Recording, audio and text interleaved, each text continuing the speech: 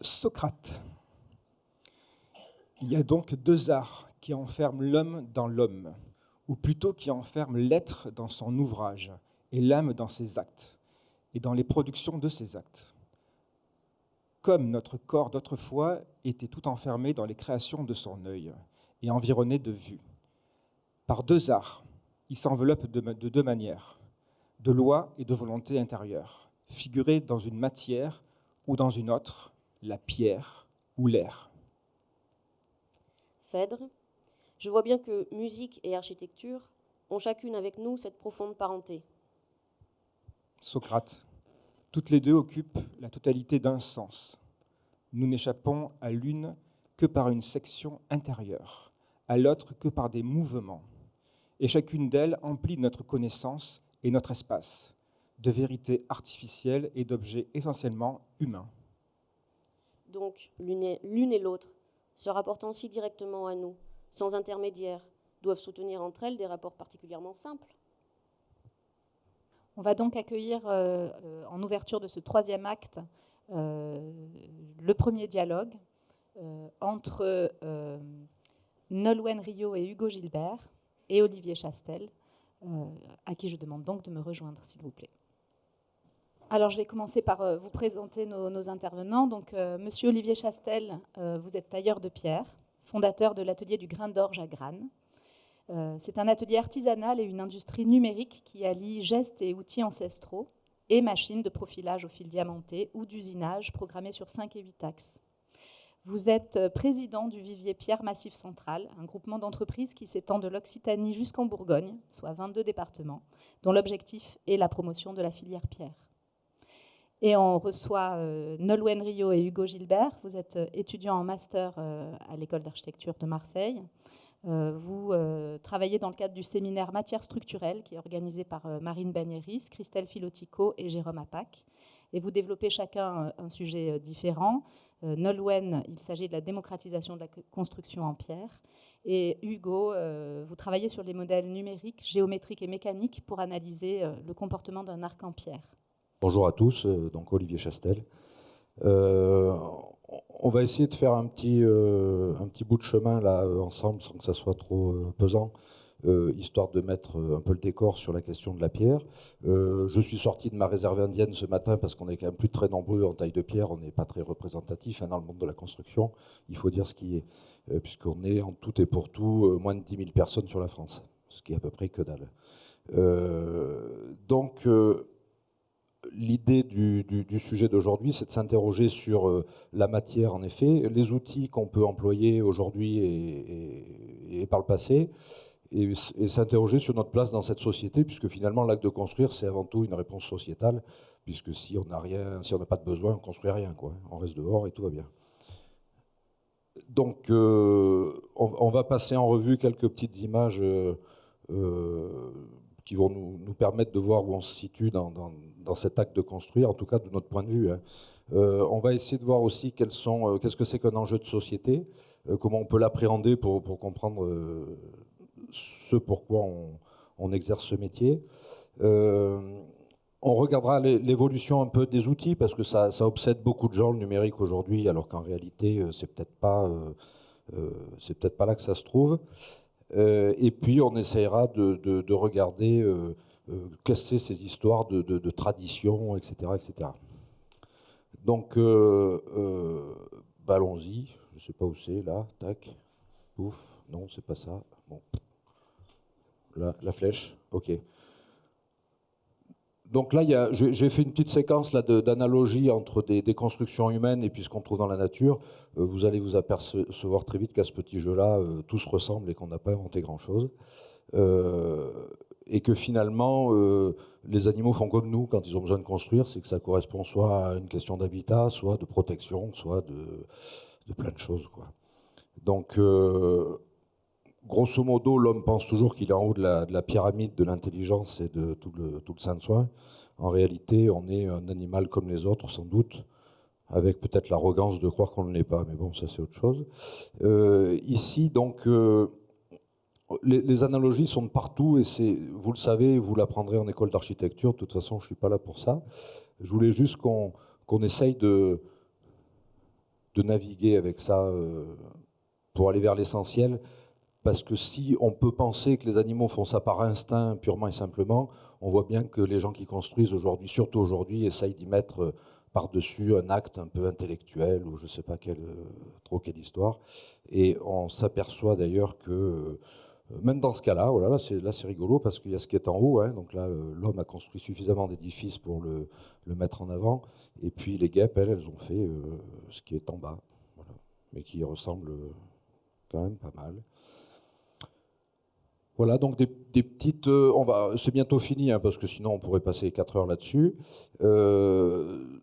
Alors ça, là c'est le premier ouvrage en cailloux, vraiment.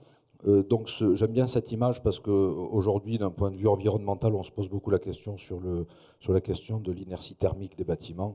Là, on n'en manque pas, là, hein, a priori, ça devrait aller. Et puis là, c'est toute la différence entre l'homme et l'animal. Puisque finalement, les animaux s'amusent à faire des choses aussi rigolotes, sauf que ça sert à quelque chose, et que là, moi, je me demande vraiment à quoi ça sert, mais vous aurez peut-être une réponse à me donner, puisque je ne suis qu'un tailleur de pierre. Donc, pour aborder cet enjeu de société qui, pour nous, alors, ce qui n'a pas été dit dans la présentation, c'est que le métier de tailleur de pierre, comme vous vous en doutez, c'est quand même un métier très traditionnel, puisque c'est un des plus vieux métiers du monde. Hein, on se fait payer, nous aussi. L'idée, c'est qu'on est, qu'on le veuille ou pas, porté sur une tradition, même si on ne l'identifie pas très bien toujours, selon les époques et les générations.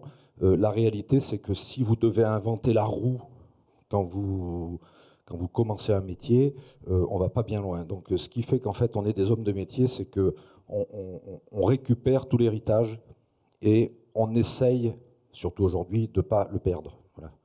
Parce qu'on ne peut pas dire qu'on invente tant de choses que ça. Et pour comprendre ce qu'on fait dans ce métier, il faut vraiment s'interroger sur ce que la société attend de nous. Parce qu'il est clair que si la société n'a plus besoin de nous, en termes de construction, le métier disparaît. Hein, les blanchiers chamoiseurs, les tisserands, les cordistes, hein, il y a des gens qui fabriquaient des cordes à la main, et ça a disparu. Hein. Donc il y a un tas de métiers qui ont disparu parce que la société n'en a plus besoin. Donc on va essayer de comprendre cette chose-là. Donc là, je vous ai mis une petite vignette et on va juste essayer de la décoder. Donc l'idée, c'est de... Alors c'est comme un truc un peu visuel, il faut pointer le centre il faut regarder vraiment le centre de la photo. Vous vous concentrez dessus. Donc si on pouvait regarder 1 heure, ça serait mieux. Mais là, on va faire juste 30 secondes. Et on va s'apercevoir en faire d'une chose, c'est qu'en réalité, c'est pas là que ça se passe. Mais il y a 2 personnages. C'est les mêmes à 103 ans d'intervalle. Ils ont la même taille. Hein, je les ai mis à l'échelle parce que l'échelle, c'est important. Et on s'aperçoit d'une chose, c'est qu'on a 2 ouvrages qui, en termes de typologie, peuvent sembler similaires, mais il n'y a pas la même configuration du tout. Donc je vais vous donner mon interprétation de cette image-là, de ce qu'est l'enjeu sociétal, et puis on va voir du coup où on se place dans tout ça. On va essayer de le faire ensemble, hein, parce que je n'ai pas de vérité absolue en réalité. Donc l'enjeu, en fait, il n'est pas là où on croit, hein, puisque tout le monde regarde l'ouvrage en général, c'est pas là que ça se passe. Le premier enjeu, il est dans la barque. C'est les 2 gamins qu'on voit là, qui qui ont l'air bien contents d'être sur ce bateau. Et la question, c'est la société, qu'est-ce qu'elle veut? Et ce qu'elle veut, en fait, c'est que ces 2 gamins soient passés par les chefs de projet, hein, puisque c'est ce qui se passe aujourd'hui. C'est-à-dire que là, on a les chefs de projet dans la barque qui ont comme objectif d'emmener les enfants sur l'autre rive. Hein, c'est un peu l'idée. Et les rives, en fait, ça représente typiquement, et dans ce cas-là, ça saute aux yeux, il y a le passé, hein, c'est-à-dire qu'on marche sur des planches là, pour arriver jusqu'à la rivière, qui est la Garonne, hein, d'ailleurs, qui est là et à l'étiage en été, c'est assez bas. Le présent, c'est la barque, c'est-à-dire tous les jours, il doit se farcir la barque pour traverser. Donc on comprend bien le danger, quoi. C'est-à-dire que si la barque chavire, vous perdez votre progéniture, et si vous perdez la progéniture, il n'y a pas d'avenir. Donc en gros, les chefs de projet, qui sont... alors ces 2 femmes, hein, elles sont pas dans le coin là-bas en train de faire des sandwichs et faire des coucous comme ça à leur mari qui travaille. Non, c'est des pétroleuses, hein, elles ont le genou sur la barque et elles disent on est au premier plan de la photo, il va falloir vous activer les garçons. Et en 2e ligne, donc là pour ceux qui n'auraient pas compris, donc vraiment le sens du progrès c'est par là, hein, vous suivez la flèche. Et Après, en second plan, hein, donc l'image est bien faite, hein, ils étaient vachement communicants à l'époque déjà, vous avez les hommes de métier. Alors là, il y a une tripotée de garçons sur cet ouvrage-là. Vous avez notamment celui qui se déhanche là-bas, donc ça c'est Berry, l'ami des filles, hein, charpentier, compagnon charpentier. Et puis vous avez la patience de Montauban, qui est le deuxième à gauche. Et du coup, on les identifie pas, hein. Moi je vous le dis, c'est juste pour l'histoire, hein. Et une fois qu'on a tout ce petit monde, bah, il nous faut un cerveau, quoi. Donc le cerveau, en l'occurrence, là, c'est Paul Séjourné, hein, qui était un gars des Ponts et Chaussées, que certains d'entre vous connaissent sans doute. Mais on voit qu'il est perdu au milieu de tout ça, et c'est pas très important. L'important, c'est juste que... Parce qu'en gros, quand même, tous les autres, là, ils savent faire le pont, hein. Ils n'ont pas vraiment besoin de Paul Séjourné pour le faire. C'est juste qu'à un moment donné, il faut quelqu'un qui valide un peu la question. Et au final, on a l'ouvrage. Donc la façon de raisonner, souvent, c'est qu'on regarde l'ouvrage en premier. Après, on se demande qui l'a fait, c'est-à-dire l'architecte ou l'éminent concepteur. Et puis finalement, on arrive éventuellement, si on a le temps de réfléchir, à l'enjeu sociétal. Et alors qu'en réalité, de mon point de vue, il faut faire exactement le contraire. C'est-à-dire se demander d'abord de quoi on part, et puis après, en finalité, on va sans doute arriver à un ouvrage, s'il est nécessaire encore. Donc je ne ferai pas le même petit jeu avec la petite vignette qui est à côté. Pour ceux qui connaissent Falacara, alors c'est absolument pas orienté contre lui, mais l'idée c'est quand même de se rendre compte qu'à 100 années de distance, on n'a pas du tout la même configuration. On a un ouvrage qui semble similaire, mais la question n'est plus du tout la même. Et ça sera l'occasion d'en débattre ensemble, puisque c'est quand même... c'est vous qui êtes dans le bateau, là, hein, donc c'est aussi votre avenir. Voilà. Alors cette phrase un peu pompeuse, on ne va pas y répondre. L'enjeu économique, pas plus, pas moins. C'est-à-dire qu'au temps des cathédrales, il y avait des soucis d'argent aussi. Il y en a aujourd'hui aussi. Et ce n'est pas ce qui conditionne particulièrement le résultat. Ça peut mettre un peu plus de temps, mais en réalité, quand la société veut quelque chose, elle le fait.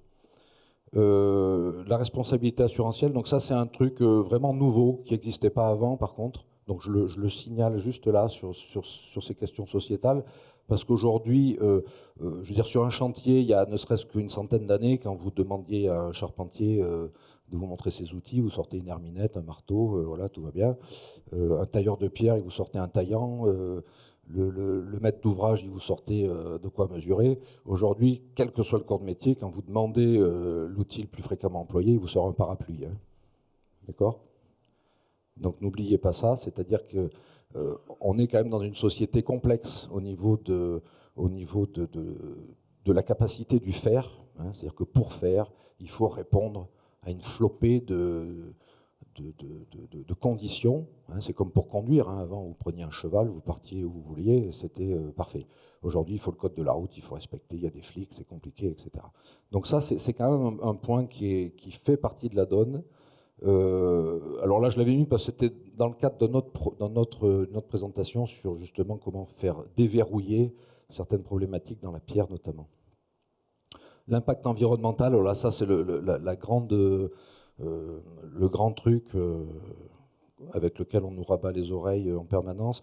Concernant la pierre, ben, c'est assez pratique puisque ça fait partie des matériaux les moins modifiés d'un point de vue énergétique, entre la terre crue, donc le pisé, hein, que vous serez peut-être amené à travailler, ou ne serait-ce que des murs en pierre sèche.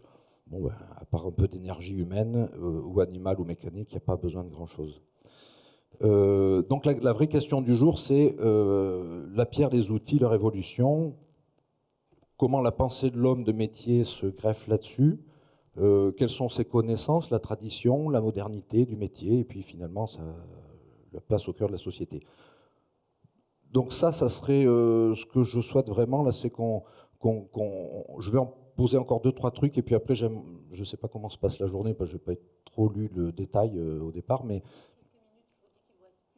voilà, et surtout arriver à discuter. Moi, je suis là pour discuter avec vous. Je suis pas un prof, je suis pas un maître de conférence, je suis un tailleur de pierre. Donc je suis vraiment là pour savoir qu'est-ce que vous attendez, quelles sont vos interrogations, et essayer peut-être qu'on y réponde ensemble.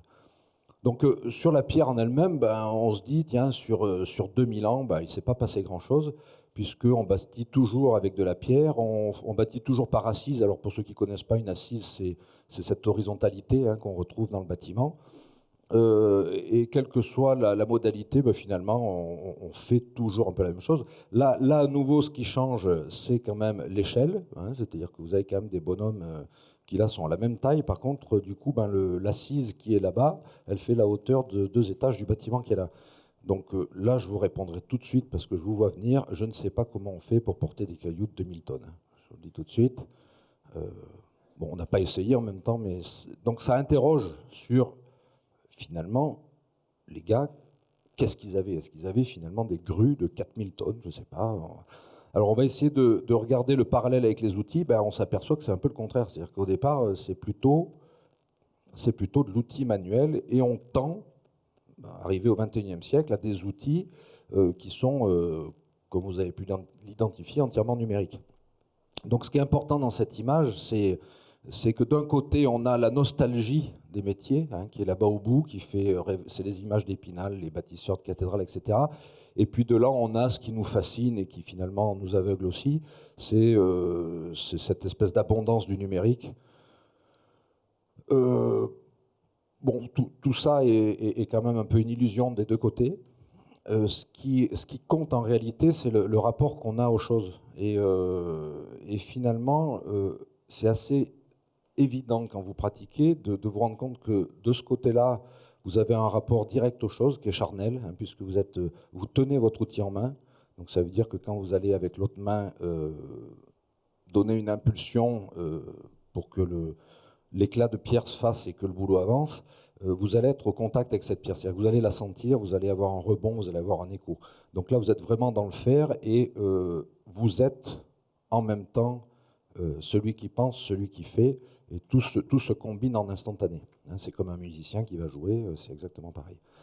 On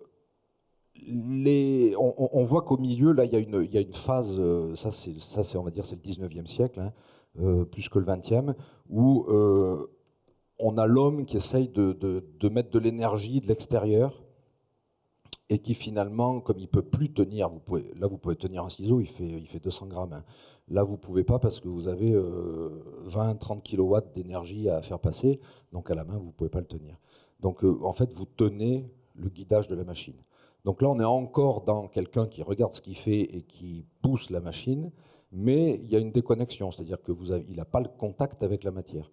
Et en l'occurrence là, il n'a même pas envie d'entendre ce qui se passe, parce qu'il a un truc sur les oreilles.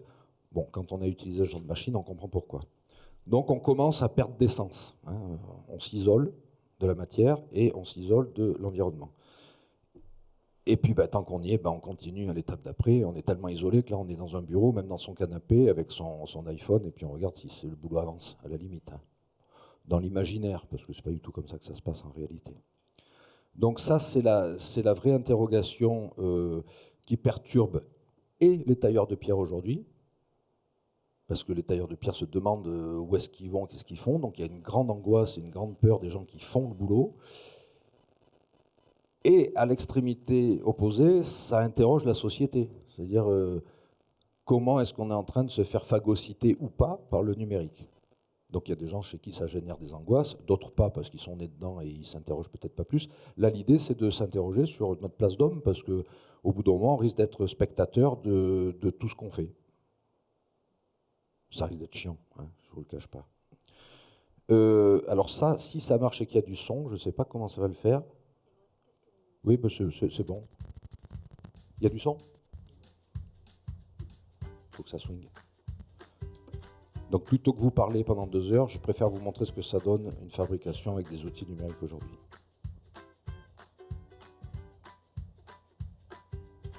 C'est des vrais gens.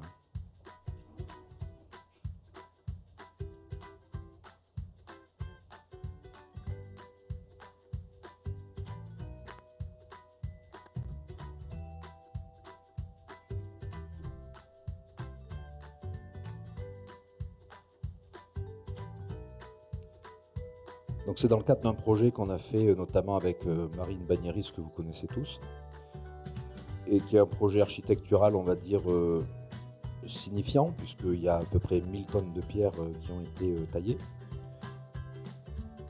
pour un projet d'une cave viticole et créer un mur voile, vous allez voir à la fin, qui dans l'absolu est censé pas tenir debout tout seul.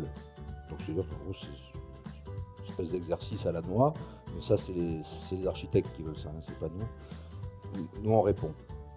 Donc là vous voyez le robot en train d'usiner.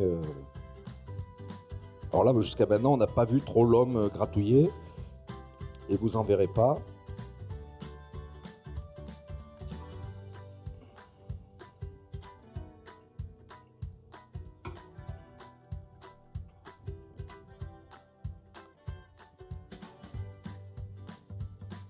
Donc là, on commence à voir les pièces qui sont... Alors, c'est des pièces d'environ 2 tonnes. Hein, il y a 2 tonnes de pierre, là.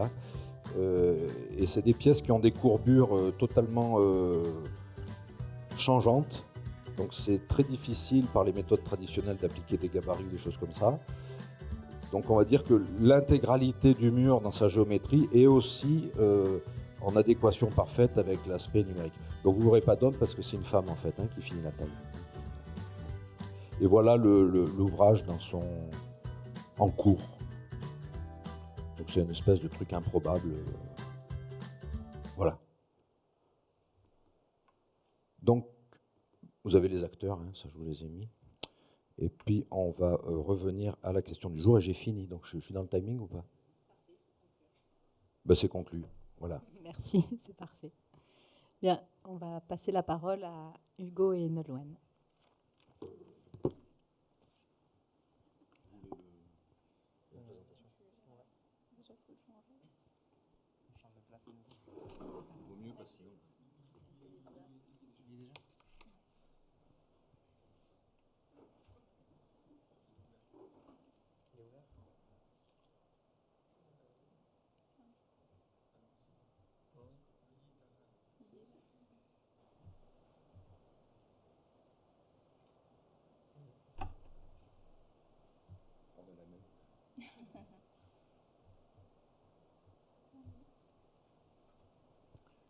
En l'absence de Jérôme Apac, nous saisissons donc l'opportunité de donner notre regard d'étudiant sur un matériau qui est finalement peu abordé dans le cadre de l'école.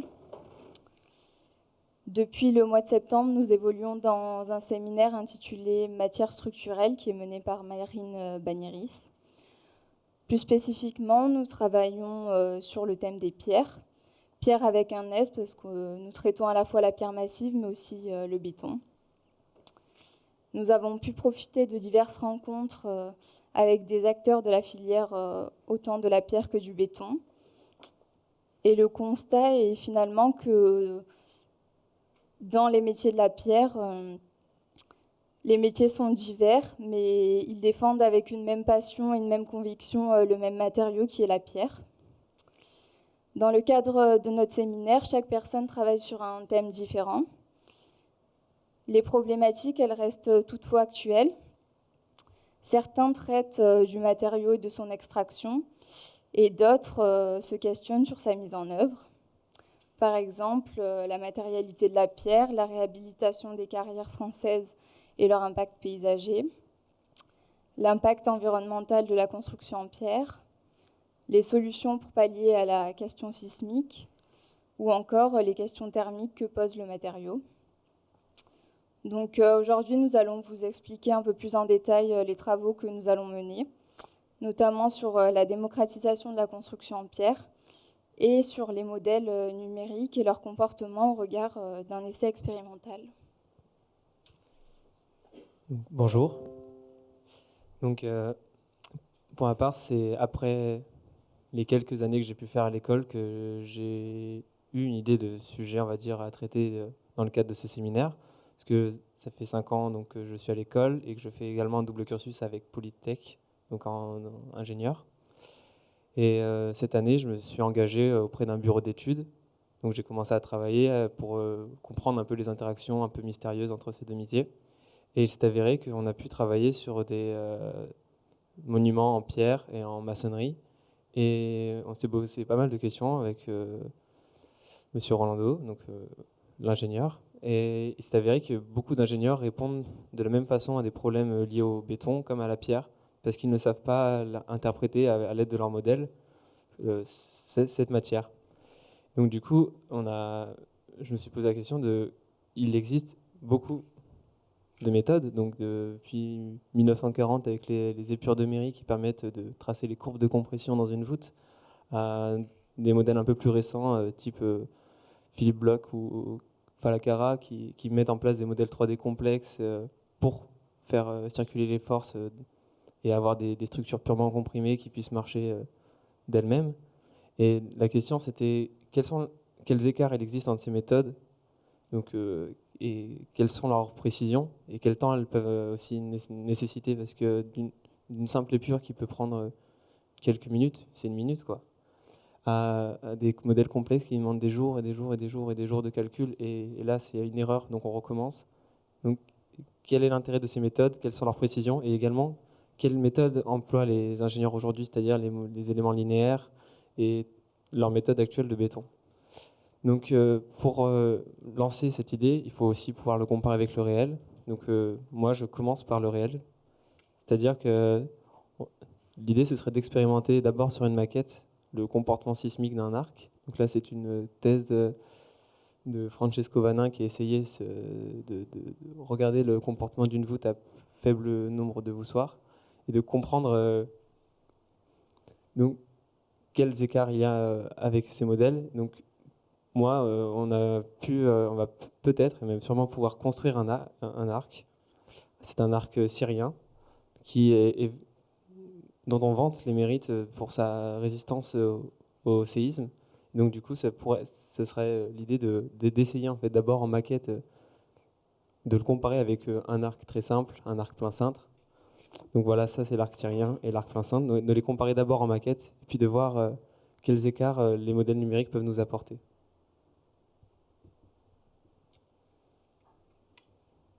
De mon côté, je me suis attachée dans ce début de travail à la question de la démocratisation de la construction en pierre. Donc aujourd'hui, pour moi, la construction en pierre, on peut la situer entre deux figures, celle de Gilles Perrodin et celle de Philippe Bloch. Donc Gilles Perrodin, lui, il est architecte et ingénieur. Il a remis en avant le matériau pierre pour la construction. Et Philippe Bloch, il est professeur à l'ETH Zurich, où il co-dirige BRG, qui est Bloch Recherche Group, où justement il mène des recherches autour du matériau pierre. Pas tout le temps, mais dans ce cas-ci. Tout semble les opposer parce que l'un construit en pierre massive avec des gros blocs et l'autre cherche la plus grande finesse possible. Gilles Perrodin, lui, travaille avec une rationalité dans ses plans qui crée parfois des architectures qui sont jugées trop austères. Philippe Bloch, lui, de son côté, il s'inspire du patrimoine et des techniques ancestrales dans le but de trouver des formes innovantes, apprendre du passé pour concevoir un avenir meilleur, notamment donc avec cette structure Armadillo Volt qui a été présentée à la Biennale de 2016. Mais selon moi, il existe un champ d'exploration possible entre ces deux figures. Il est possible de construire en pierre pour tout le monde et à moindre coût.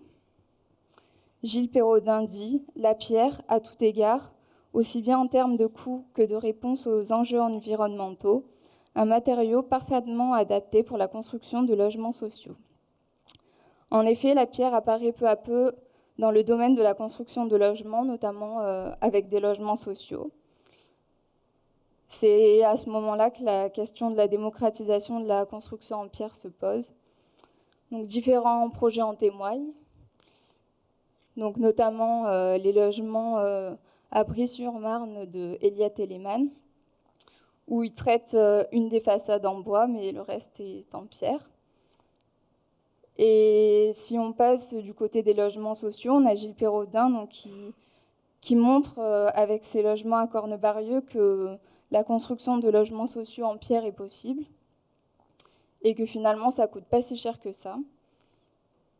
Et si on change d'échelle, on regarde un chantier qui se passe actuellement à Marseille, qui regroupe une médiathèque et 60 logements au Plan d'Ao à Marseille, donc un quartier réputé sensible. Donc avec ce projet, il montre que déjà on peut changer d'échelle dans la construction du logement, parce qu'on n'est plus dans une vingtaine de logements, mais une soixantaine, et qu'on peut le faire dans un quartier dit sensible. Ces logements sont donc compatibles économiquement avec la construction contemporaine. Et donc je vais tâcher dans ce travail de comprendre comment ils y parviennent. Un des constats reste que les blocs sont extraits directement en carrière dans ces constructions et que le tailleur de pierre n'est pas inclus dans la chaîne constructive.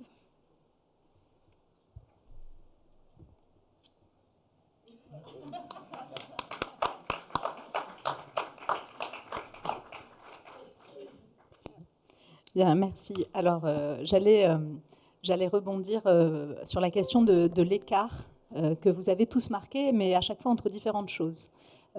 Olivier, vous parliez de l'écart entre la nostalgie du métier, le rapport à ce geste artisanal presque mythologique, et à la fascination du numérique, ce spectacle de la technologie en train de se faire, dont on voit bien d'ailleurs, grâce à votre petite musique, qu'on se laisse à chaque fois attraper. Hugo, vous parliez de cet écart entre la maquette et le modèle. La maquette comme l'accompagnement d'une expérimentation analysée et en train de se faire, et le modèle comme là aussi le spectacle d'une apparition numérique, qu'on programme, qu'on paramètre, qu'on projette et qui apparaît comme un événement. Et enfin, Nolwenn, vous nous parliez de cet écart, a priori entre deux écritures architecturales, Perraudin et Bloch, pour finalement nous proposer cette voie intermédiaire que je trouve une belle ouverture pour votre dialogue. Donc ce champ intermédiaire qui peut être incarné par ces programmes de logements sociaux en pierre, vous le concluez en nous disant qu'il isole complètement et qu'il évacue le tailleur de pierre. Alors du coup, la troisième voie à ces écarts et ces oppositions, c'est une exclusion. Comment on résout l'équation ? On va faire des maths alors. Bon, ce qui est pas mal, c'est que vous avez vraiment pointé les choses importantes aujourd'hui, les enjeux, malgré le fait qu'on ne vous l'enseigne pas à l'école, et vous l'avez bien perçu. C'est-à-dire que là, vous avez montré l'écart au niveau de Gilles Perraudin, qui fait de l'extraction de carrière et qui directement quasiment construit, et à l'opposé, Bloch, qui s'interroge plus sur des questions de forme et de structure. La réalité dans ces deux extrémités, on va dire dans ces deux pôles, c'est que du côté de Gilles Perraudin, il n'y a pas de place pour le tailleur de pierre en soi. C'est-à-dire que, je vais caricaturer, donc ça va forcément, il va y avoir de la perte, hein, ça c'est évident, mais Gilles Perraudin et le carrier sont suffisants pour faire des logements ou des bâtiments tels que Gilles Perraudin les entrevoit. Donc l'austérité, en fait, il n'y a pas d'austérité, il y a simplement une simplicité. Hein, c'est-à-dire qu'on ne cherche pas la complexité, mais au contraire, on cherche à être le plus basique possible. Et donc des parallélépipèdes, on les empile, comme ça on n'a pas trop de problèmes de structure, et on crée des volumes qui sont utiles. Et qui, donc ça marche très bien pour les chais, des choses comme ça. À l'opposé, vous avez Bloch, certes, mais vous avez aussi Falacara, dont j'ai fait une petite allusion dans le parcours du début, où là, on est plus sur le haut du corps, quoi. C'est-à-dire qu'on est dans l'intellectuel. Pas que Perraudin soit pas intellectuel, parce qu'il a une pensée très profonde sur ces questions-là, mais simplement on est plus sur l'hypertechnicité. Donc on est déjà proche aussi de la fascination du numérique. Tous ces gens-là utilisent. Vous avez commencé en citant les équations là en 1800, je sais pas quand. Ça remonte bien avant, sauf que à l'époque, quand au XVIIe ou même avant, quand les gens écrivent les premières équations différentielles, bon, grosso modo, il leur fallait 400 ans pour tester une itération à la main, donc ils ont un peu laissé tomber, mais elles sont justes. C'est-à-dire que la pensée humaine avait déjà posé les bases. C'est l'ordinateur qui permet de vérifier et d'aller vers d'autres choses. Donc Bloch, il n'invente rien du tout, il fait juste ce qui était en 2D, il le met en 3D. Vous avez vous en avez qui ont fait ça en briques, et qui ont fait des formes absolument formidables. Là, j'ai plus son nom, mais il a un nom portugais, ou je sais plus quoi. Là. Vous verrez ça en école. Donc les choses, on sait les faire en réalité. C'est-à-dire qu'entre ces deux extrémités, l'homme de métier sait les faire. Il y a des ouvrages qui ont 300, 400 ans. Si vous regardez comment c'est fait, c'est d'une complexité extraordinaire. Il y a quand même un truc qu'il faut regarder, c'est que ce qui est à l'autre bout, là, Bloch ou Falacara, c'est des ouvrages qui servent à que dalle, à part faire plaisir aux yeux. Hein. C'est-à-dire que vous n'allez pas habiter sous le machin qui a été fait là. Falacara, il fait des trucs ajourés dans tous les sens, c'est super beau, mais vous mettez ça à Riyad, vous ne mettez pas ça à Londres, parce que vous prenez la flotte sur la tête. Donc à un moment donné, on est plus vers l'installation artistique, on est plus sur mettre en exergue la prouesse numérique et la soi-disant intelligence de l'homme. Nous, en tant qu'hommes de métier, on s'en tamponne, ça ne nous aime pas du tout, ni d'un côté ni de l'autre. Au niveau de Perrodin, il faut dire qu'il y a une opportunité. C'est-à-dire que les carrières avec qui il travaille, c'était des carrières qui, jusque dans les années 80, faisaient de la cheminée. Donc, ils disaient qu'ils avaient une pierre magnifique, ils étaient sur un tas d'or. Ils faisaient des cheminées, vous m'excuserez, la plupart sont à la retraite, donc maintenant on peut se lâcher, qui étaient moches à souhait. Hein, vous en avez tous vu, les cheminées en pierre du Gard chez votre grand-mère ou votre arrière-tante. Ce qui, du coup, a bien plombé le métier et l'image qu'on pouvait en avoir. Donc, heureusement que tout ça a cessé. Et Perrodin, il s'est pointé dans les carrières où tout le monde pleurait. C'est-à-dire que les carrières étaient là, qu'est-ce que je vais faire de mon magnifique caillou qui est le plus beau du monde? Et lui, il a dit, je vous le prends à pas cher et je vais les empiler. Donc, ça a marché. C'est bien, ça redonne de l'élan. Et c'est en ça que je salue son travail et que le métier lui est reconnaissant. Je pense que maintenant, il est temps de construire ce qu'il y a entre les deux. Parce que d'une part, vous, en tant qu'architecte ou futur architecte, si vous restez dans le créneau Perrodin, vous allez vite vous emmerder parce que vous allez faire du Perrodin et ça va vous gonfler. Donc vous allez passer à autre chose, vous allez chercher d'autres matériaux pour vous éclater, comme on dit. Et puis en même temps, si vous allez vers l'autre extrémité, il va vous falloir déjà la connaissance mathématique, hein, parce que c'est quand même plus du boulot d'ingénieur. Et puis, vous allez vous dire, qu'est-ce que je construis avec ça, quoi. Donc, cet entre-deux, il est là où l'attente sociétale se trouve. C'est-à-dire, qu'est-ce qu'on peut faire qui n'est pas d'un basique absolu et qui fait que finalement, on tourne en rond, et qu'est-ce qui n'est pas non plus complètement lunaire ou extraterrestre et qui fait que finalement, on ne sait pas quoi en faire. Donc là, c'est là-dessus qu'il faut s'interroger d'abord sur l'aspect sociétal. Qu'est-ce qu'on veut faire? Comment on remet un matériau qui est quand même... Alors, dans le monde, on bâtit plus en terre crue qu'en pierre. Hein. Mais en France, on a une culture de la pierre qui est monumentale. Aujourd'hui, vous avez des gens qui vous disent « j'investis dans la pierre ». En fait, ils achètent des baraques en carton. Mais ils investissent dans la pierre, ils en sont persuadés. Donc c'est dans le langage, c'est dans le cortex, c'est bien implanté. Donc on peut, moi je vous le dis, hein, on peut, s'il y en a qui veulent faire des maisons dans le groupe, là, on peut faire des maisons en pierre. Et on le fait, nous, en ce moment, économiquement, à des prix inférieurs aux matériaux manufacturés. Pourquoi? L'homme de métier, il fait quoi? Il prend un tas de sable, il prend de la chaux, il prend des cailloux dans un champ, il vous fait une maison. Donc les matériaux de base coûtent rien, à peu près rien. Par contre, il faut un savoir-faire. Sinon, vous avez... le palais du facteur Cheval, il est bien fait, mais il est inhabitable, en fait. Donc vous avez un truc tout bizarre. Et aujourd'hui, après-guerre, qu'est-ce qui s'est passé? Les gens qui ont construit cette industrie du bâtiment, ils ont mis l'industrialisation et le process dans le matériau. Ce qui fait que vous n'avez plus besoin de savoir-faire. C'est-à-dire qu'en gros, moi je vois sur des chantiers des maçons, entre guillemets, qui ont un tube de colle. Hein, tube de colle. Hein, ils posent des briques rectifiées au dixième, ils mettent 1 millimètre à peine de colle et clac, ils collent leur truc. Et le type, il me dit, je suis maçon. Bon, ouais. Non mais, pourquoi pas, hein? Pourquoi pas? Mais il faut pas s'attendre à des miracles. Hein. C'est-à-dire qu'en gros, vous ne pourrez faire que ce qu'on vous donne à bouffer, quoi. C'est-à-dire que si on vous fait brouter du foin, vous ferez... voilà, si on vous fait brouter autre chose, vous ferez autre chose.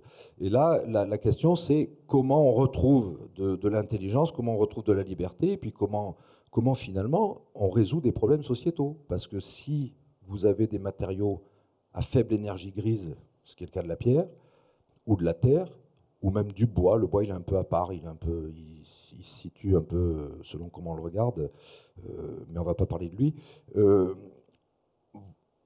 Vous augmentez, vous aggradez, on va dire, les débuts de pistes qui permettent de trouver des issues favorables à nos problématiques.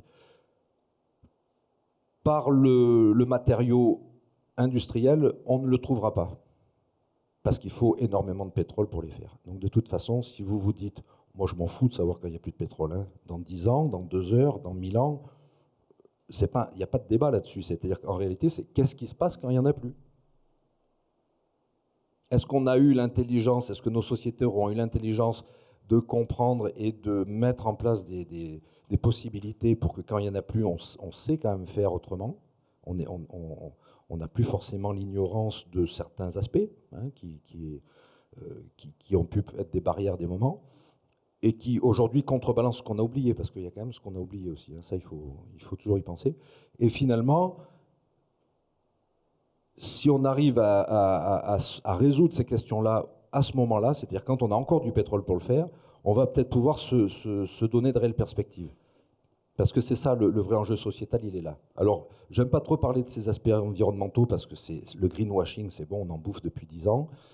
Ça finit par rentrer dans le langage commun, ça finit par se banaliser, mais la réalité, elle est vraiment là.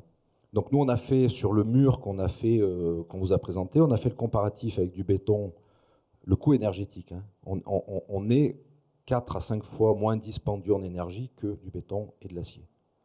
Donc ça paraît anodin, mais si je vous donne le nombre de kilowatts que ça fait, vous pouvez allumer vos radiateurs, je vous le dis. Hein. Même si l'hiver est froid, vous êtes tranquille, on l'a économisé. Donc c'est peut-être ces approches-là qu'il faut essayer d'avoir. Non pas se dire « Ah, la pierre, c'était bien avant, on faisait des beaux bâtiments, c'était super ». La nostalgie, qui ça finalement ne fait que rassurer nos peurs, en fait. Hein. Il faut peut-être plutôt se dire comment on trouve le nouveau sens qui nous permet, avec le matériau, lui, il ne change pas. Moi, quand je travaille une pierre, je vais vous dire, je suis détendu. Hein.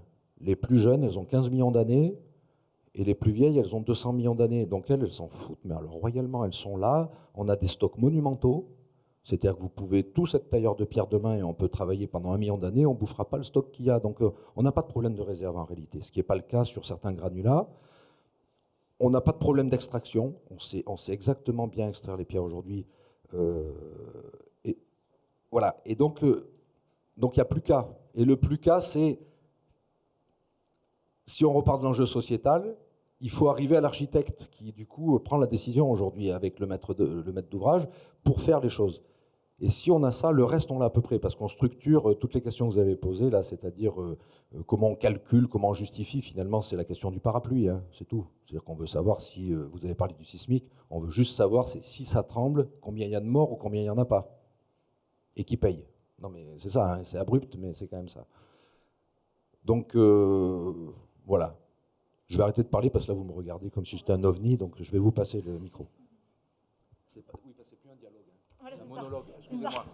Moi, je voulais revenir sur la question économique. Est-ce que vous pensez que c'est pour des raisons de coût que le tailleur de pierre il est un peu mis à l'écart de ces constructions de logements sociaux ?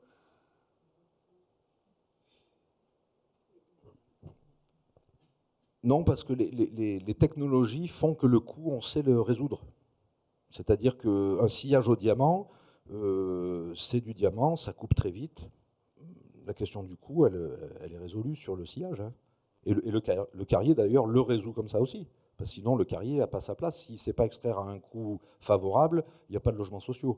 J'aime pas le mot de logements sociaux. Hein. Nous, on fait des logements sociaux qui valent des fois 20 000 euros le mètre carré. C'est des logements sociaux pour moi. Pourquoi ? Parce qu'il y a des individus qui vivent dedans, en fait, c'est tout. Donc cette catégorisation qui voudrait qu'on fait du bâtiment à pas cher pour des gens fauchés, et puis on se dit est-ce qu'on peut y mettre de la pierre ? J'avoue que ça m'emmerde un peu. Parce que c'est pas ça le débat. Le débat, c'est est-ce qu'on sait construire ? Après, que ça soit beau, que ça soit pas beau, c'est une question de... Ça, c'est le boulot de l'architecte, ou c'est le boulot de l'éducation du goût. Mais la réalité, c'est qu'on fait de toute façon un bâtiment, soit pour habiter, soit pour prier, soit pour faire une activité quelconque. Et Et du coup, est-ce qu'on ne serait pas sur un manque de culture de la part des acteurs qui ne savent pas forcément que le tailleur de pierre est équipé Alors ceux qui ne font pas le boulot, c'est la filière pierre. C'est-à-dire que la filière pierre communique très très mal. Pourquoi? D'abord parce qu'il y a peu de gens, et puis qu'il faut quand même dire ce qui est. Vous aviez des meubles en bois dans les maisons, vous aviez des meubles en noyer, dans des essences magnifiques, et au début des années 60, la génération de mes parents foutait tout à la benne et mettait du formica. Ils voulaient du formica, ils voulaient du machin, ils voulaient plus du joli bois. Et donc cette idée du matériau, elle est prégnante, c'est-à-dire qu'on va pendant des années faire du béton, on arrive au bout, on ne sait plus quoi dire, après on met du verre qui exprime d'autres choses, et puis on arrive au bout, on ne sait plus quoi dire, et donc c'est des perpétuels renouveaux, c'est des effets de mode et de succession. Donc la pierre revient, pourquoi elle revient? Pas parce qu'on l'a oubliée suffisamment, mais parce dans notre inconscient, elle commence à répondre à notre problème sociétal qui est la question environnementale, principalement. Et je pense que Lafarge qui fait du béton et du ciment, ils ont des réserves foncières monumentales, et le jour où la construction pierre dépassera les 10, 15, 20% du marché, on en est loin, on est à moins d'1%, hein, ils ouvriront des carrières, et vous aurez des centaines de tailleurs de pierre et de gens qui coupent et qui machinent, il n'y a pas de débat là-dessus, ça ne sera pas un problème. Hugo, vous voulez réagir? C'est peut-être par rapport à la question du parapluie. Justement, ce qui est intéressant, c'est que justement à travers les épures que je montrais, c'était les premières où ils étaient à peu près sûrs que ça allait tenir en faisant ça. Et aujourd'hui, on a peut-être les capacités de comprendre intrinsèquement comment marchent ces structures dont on ne sait pas en fait, parce que quand on regarde une cathédrale, rien n'est aligné, rien, et pourtant ça tient. Et c'est peut-être justement l'opportunité de comprendre les méthodes ancestrales qui ont mis des années, et peut-être justement les rationaliser ou les rendre encore plus performantes, plus qu'un simple parapluie. Alors, les rendre plus performantes, vous aurez du mal, parce que si vous montez la cathédrale de Strasbourg dans le petit clocheton qui est en haut, quand vous êtes sur un escalier qui vibre, parce que vous avez des colonnettes grosses comme ça, hein, sur plusieurs mètres de haut, vous commencez à vous dire, même si le calcul me dit que je peux enlever de la matière, je vais la laisser, quoi, parce que vous êtes quand même à une altitude qui fait que vous commencez, votre instinct naturel de survie vous dit on n'enlève plus de matière. Donc l'homme est allé au bout de la pierre en réalité déjà. Il est allé au bout en masse. On voit Balbec, 2000 tonnes de cailloux en un seul bloc. Ok, ça tu peux calculer tout ce que tu veux. Pour l'instant, je ne sais pas comment on le lève. Il est allé jusqu'au bout en termes de finesse sur des structures qui ont des contraintes variables. Parce que là, ce que vous ne dites pas sur bloc, c'est que si moi je monte à un endroit et que j'ai bouffé trop de McDo, je passe à travers, j'écroule tout. Hein. Donc il faut quand même être clair là-dessus, quoi. Quand je vous dis c'est une pièce de musée, c'est-à-dire que c'est une installation, c'est une sculpture, hein, comme on dit dans le milieu artistique, là, un truc, paf. Donc ça reste comme ça, mais il ne faut pas toucher. Non mais, vous étouffez pas.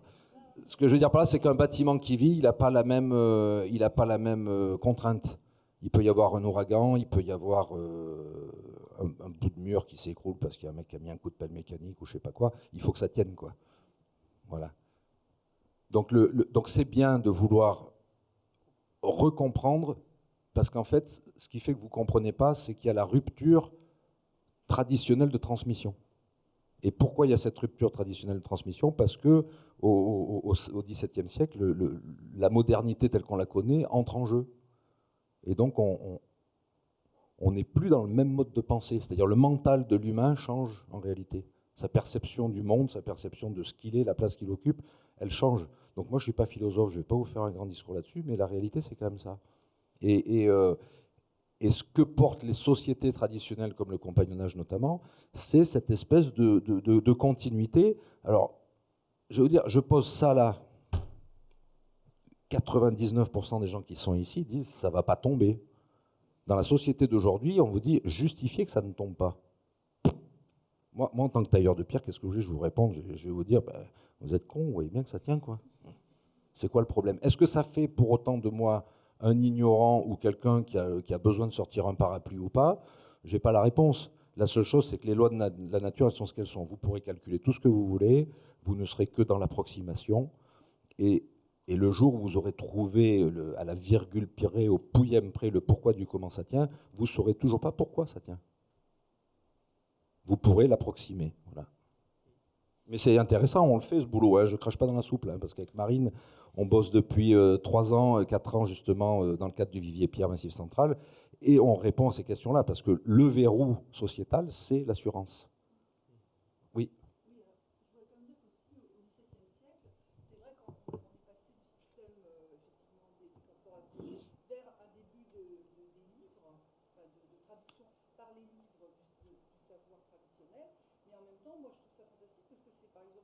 ces traités d'architecture de cette époque-là que j'utilise pour faire des cours sur la pierre, par exemple, hein, sur l'histoire de la pierre. Donc en même temps, ça, c'était l'amorce d'un changement de transmission, mais en même temps, ça permet aussi aujourd'hui d'avoir des supports textuels et visuels pour faire des cours sur ces sujets-là, par exemple, aux étudiants aujourd'hui. Oui, je ne mets pas en opposition les choses et je suis ni pour ni contre, hein, comme disait Coluche, hein, c'est-à-dire que... Oui. En revanche, ce qui subsiste traditionnellement dans le métier de tailleur de pierre, c'est l'art du trait, mais qui est le seul langage. C'est-à-dire qu'en gros, la question, c'est quand vous faites un métier, c'est quoi votre langage? Votre cerveau, on sait ce que c'est. Le cerveau, il est là. Hein. C'est tout. Donc après, c'est comment on parle. Alors on parle avec ses mains, certes, mais quand on est collectivement en train de faire un ouvrage, il faut qu'on ait un langage commun. Et d'ailleurs, l'analogie contemporaine de la gestion des chantiers aujourd'hui, elle est principalement là. Moi, quand je vais sur les chantiers aujourd'hui, je me dis, mais c'est quoi ce foutoir, quoi? Il n'y a pas de patron, il n'y a pas de pensée, c'est un vrai merdier. Hein. Vous m'excuserez du langage un peu cru que j'emploie, mais quand vous vous farcissez ces situations-là, vous vous dites, mais on a 15 bonhommes dans un Algeco qui vont discuter pendant 4 heures, et à la sortie, vous qui travaillez de vos mains, vous ne savez vraiment pas où ça va, quoi. Et vous vous dites, waouh. Et là, on comprend pourquoi ça coûte cher de construire, hein, je vous le dis. Hein. Si je peux me permettre, peut-être que c'est précisément parce que le chantier, tel que vous le racontez, il ne répond plus à la nécessité intérieure du faire. Et je reviens au procès que vous faites à l'art contemporain, parce que sans ouvrir le débat. Non, simplement, vous insistez beaucoup sur la question de la nécessité, et en fait, vous l'engagez dans sa dimension extérieure exclusivement. C'est un besoin sociétal, c'est un besoin fonctionnel, ça répond à une crise environnementale, et je vous rejoins parfaitement. Simplement, je pense que l'art, par exemple, répond à une nécessité intérieure, et quand je dis ça, ce n'est pas une nécessité individuelle, personnelle, c'est une nécessité de commun, c'est une nécessité intérieure collective. Et peut-être que si la construction répondait à cette nécessité intérieure collective qui fait que l'art existe, on parlerait la même langue. Ah mais là, je vous rejoins. Non seulement je vous rejoins, mais je vais aller encore plus loin que vous. C'est-à-dire, je ne voulais pas trop partir sur la nécessité intérieure, parce que sinon on va se barrer dans l'ésotérisme et ça va devenir compliqué. Non mais si, d'une certaine façon, si, parce que quand vous parlez d'intériorité collective, on vient toucher en tant qu'être humain à notre limite humaine. Et la notion qui apparaît souvent dans la question de l'art, du beau ou pas, de la nécessité ou pas, il y a quand même ce rapport avec ce qui est supra-humain, ou en tout cas qui n'est pas de l'ordre de notre dimension propre. Et finalement, c'est ce que les oiseaux nous montrent. Ils bâtissent des trucs formidables, les fourmis font des trucs super beaux, et on se dit, mais finalement, c'est quoi ces histoires c'est quoi toutes ces histoires? Et ce qui est fondamental, c'est qu'en effet, il y a l'extériorité dont vous parlez, là, et ça, vous avez raison, sur la nécessité sociétale, etc. Mais quand on a construit des cathédrales, on n'a pas fait des cathédrales pour faire des machins en pierre vachement hauts. On a répondu à une attente sociétale qui était certes le pouvoir sans doute religieux en place, parce qu'il fallait montrer et éduquer par l'imagerie, hein, parce que c'est quand même la cathédrale, c'est l'image, on ne sait pas lire, mais on voit sur l'édifice ce qui se passe, mais surtout on répond à l'intériorité. Et précédemment, quand on est tailleur de pierre, en tout cas on y est très sensible, dans l'art cistercien, on sculpte pas de la pierre, on fait pas ça, on crée du vide et de l'espace pour la lumière, c'est tout ce qu'on fait. Enfin, on va peut-être pas rentrer dans ce débat-là, mais du coup là, en effet, on est dans l'aspect intérieur complètement.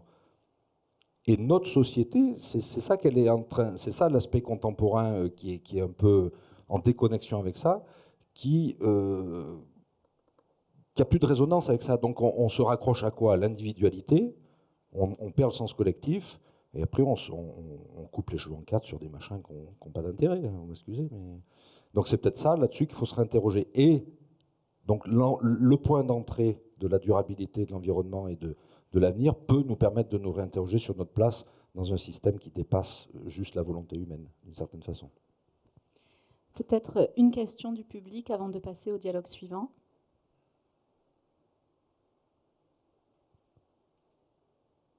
Alors, s'il n'y a pas de prise de parole, si, Tillman. Alors, à l'échelle où on est, on essaye d'en former. Alors, il y a deux aspects. Il y a les apprentis qu'on forme en interne dans l'entreprise, et après l'action qu'on peut avoir dans le cadre du compagnonnage. Donc, dans l'entreprise, et on est une petite entreprise, hein, on est une dizaine de personnes, donc on essaye d'avoir à minima un apprenti, voire deux. Par contre, on prend des stagiaires, c'est-à-dire qu'on a des jeunes en troisième qui viennent, qui font des stages très régulièrement pour justement découvrir les métiers, parce qu'ils s'interrogent sur leur devenir. Est-ce qu'ils veulent être charcutier? Est-ce qu'ils veulent être banquier? Et puis ils disent, tiens, on va aller voir la taille de pierre. Donc ça, on le fait aussi et c'est important. C'est important. Et dans le cadre du compagnonnage, là, c'est un autre débat, c'est-à-dire qu'on essaye de voir comment on s'interroge déjà sur notre propre métier, parce que c'est bien beau d'être en charge d'un métier, mais vous dites quoi à un jeune qui vient? Vous lui dites, vous allez mettre un chapeau de paille, un taillant, et vous allez tailler des cathédrales? Le MH offrait encore cette possibilité. Le MH, le monument historique, était encore un vivier où on pouvait faire de la formation. Aujourd'hui, il s'est écroulé, le MH. Pourquoi il s'est écroulé? Parce qu'il a été pris en main par un aspect financier, c'est tout. C'est-à-dire que des gens ont investi, ont racheté des entreprises de MH pour faire de l'argent, comme dans beaucoup de secteurs. Donc du coup, on ne se préoccupe plus de cette construction des individus à travers le métier. On prend des intérimaires. Mais bon, comme on a l'étiquette et la qualif, moi quand j'ai fait on a fourni les pierres pour le Panthéon, pour les chapiteaux, la restauration des chapiteaux du Panthéon. Quand vous voyez que vous arrivez sur le chantier et puis qu'il y a une petite nana qui est en train de gratouiller avec un ciseau sur un truc à peine épinelé, vous lui dites, vous faites quoi là?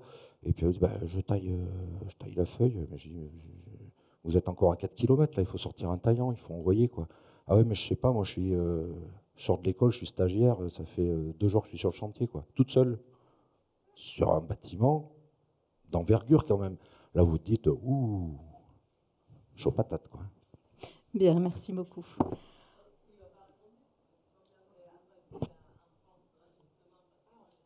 Ah.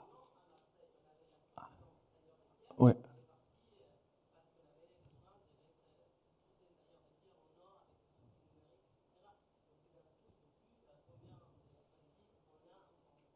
Ben, je vais avoir du mal à répondre à votre question parce qu'il y a 3 sociétés compagnonniques. D'accord? Vous parlez des apprentis dans le compagnonnage ou vous parlez des apprentis globalement?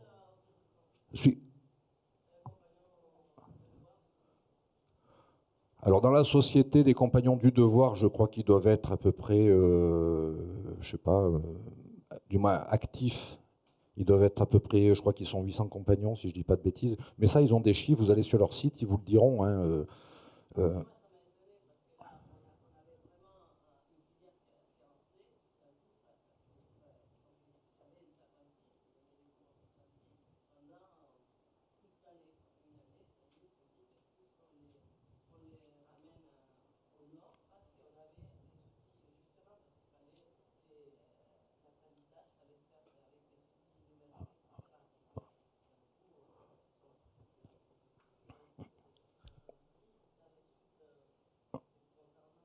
Ouais, là c'est sans doute un dommage collatéral en effet, c'est-à-dire que parce que c'est pas parce que les gens sont compagnons d'un métier qu'ils ont la réponse à la problématique. Hein. Je veux dire, les compagnons s'interrogent tous sur ces questions-là et pour être très franc, ça patauge quand même méchamment, quoi. C'est-à-dire que ok, il faut aller vers le numérique, mais ça c'est un dogme. Je veux dire, qui a dit qu'il fallait aller vers le numérique? Si on va vers le numérique si on en a besoin et qu'on le considère comme un outil.